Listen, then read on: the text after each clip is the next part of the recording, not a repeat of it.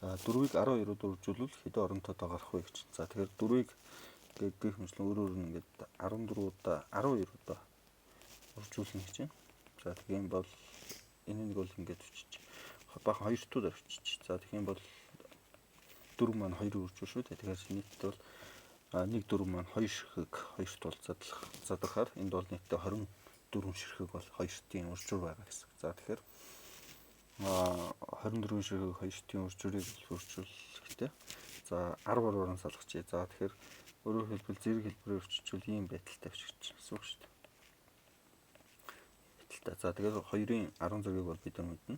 За 1024 байдаг. За тэгэхээр 1024 үржих нь 16 болох нэ. За тэгэхээр 1024 гэдэг бол үржүүлэх юм бол за 1000-таар хамгийн ойролцоогоор бол 1000 гэдэг төсөөлөд үржүүлчих юм бол яах вэ гэхээр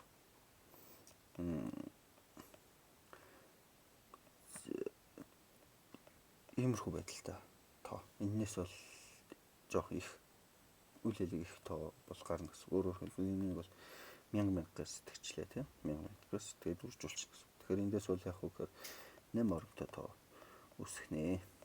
За бол эндээс бол их байж чадахгүй гэсэн.